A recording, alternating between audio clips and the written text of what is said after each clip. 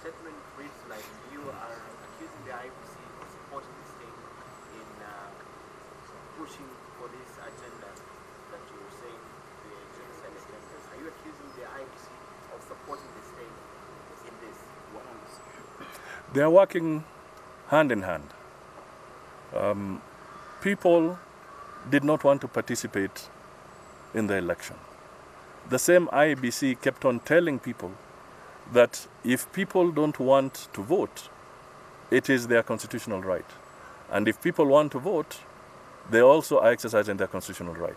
So the people of these counties have already shown in their first attempt that they do not want to vote. So why are they forcing it on them?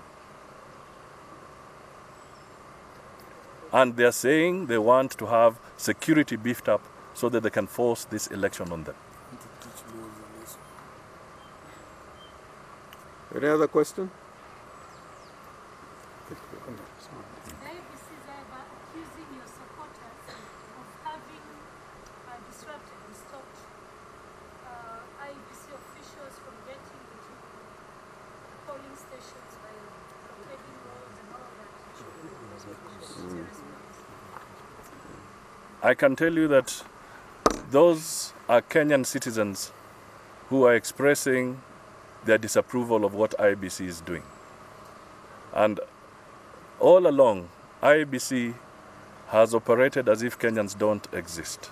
So the Kenyans have been expressing to them that we don't want to participate on the vote. Don't force it on us. That's all. Gachuri. Is Gachuri? When you say that IBC is forcing supporters in Nyanza to participate in this election, and at the same time they're saying that they have an obligation, a constitutional obligation to make sure that the election happens there, otherwise it would be a ground for opposition at the Supreme Court.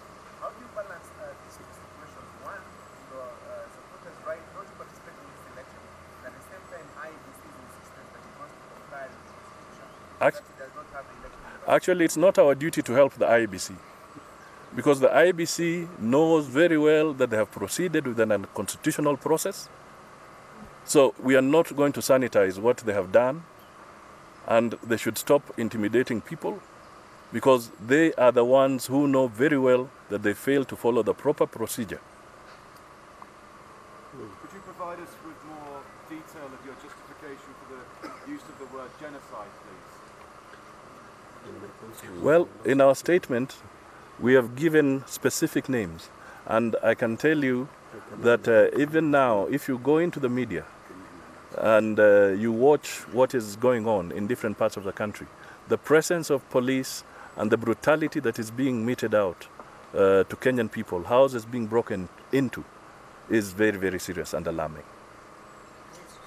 In your statement, you gave a list of some of the casualties, but you haven't given us details of how many people you believe have been killed by the security. We may not be able to give you the numbers, but since the election was flouted, our estimate is that close to 70 people have died.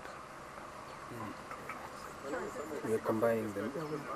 Apart from these things, these people who have died in the hands of the police, have been killed in the hands of the police.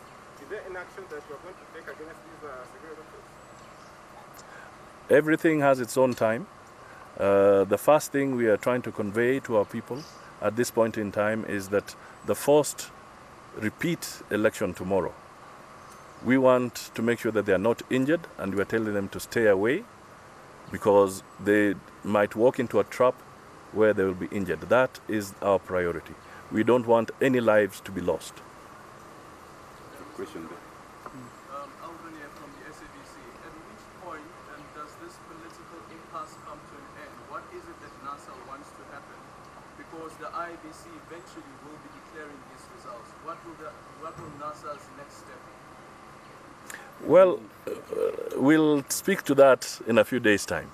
Let me be very candid on that. But let's just put it this way, that in my statement, I did say something about the Kenyans finally opening the servers. It speaks volumes because what it means that the voter turnout that has now been manifest, and you have all captured it across the country, and the tally that is coming through, then you ask yourself the fundamental question. If Jubilee had the 8 million plus votes, how could they lose their support of almost 4 million people within a space of 2 months? That's the fundamental question. Yeah. Okay, thank you.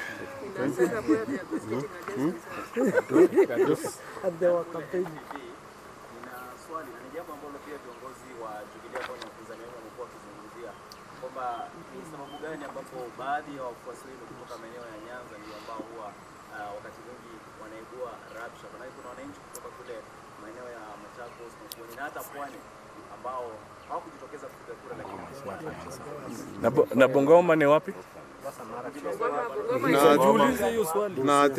Na athiriva jana Bangladesh wamepiga watu huko. Bwana, hiyo maswali that's a question. That's a narrative that is being Yeah, just a minute. Yeah, just a minute. Yeah, yani should also stop ethnic profiling. You are the ones who are being used by the state to do ethnic profiling. It's NTV. We told them even yesterday. NTV. okay. There's a final one. Final one there. Yeah, please.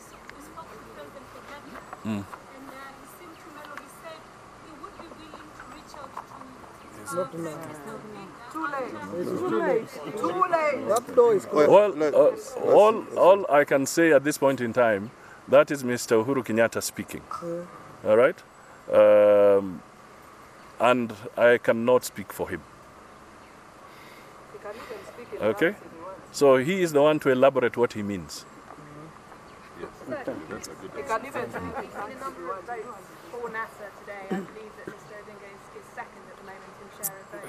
We don't know.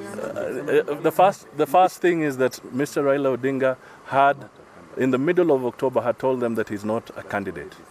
They refused deliberately to remove his name from the ballot papers. So he was not a candidate.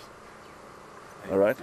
So it's IEBC to explain to the Kenyan people where they managed, or they insisted they wanted Mr. Raila's name on the ballot, and he had pulled out. Do you think that suggests foul play, or does it suggest just some of your supporters wanted to vote for him anyway? I think the position is that IEBC has been exposed.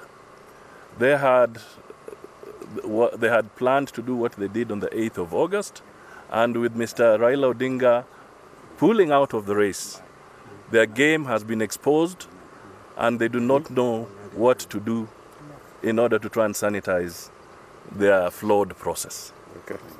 So.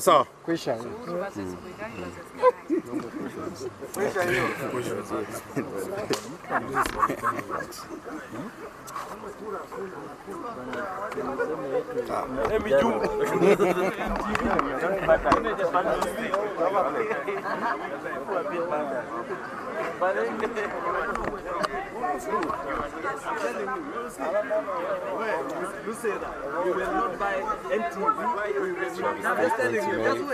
Just wait. C'est lequel le sien? Just wait. Il n'y a pas la bonnette? They use you to profile.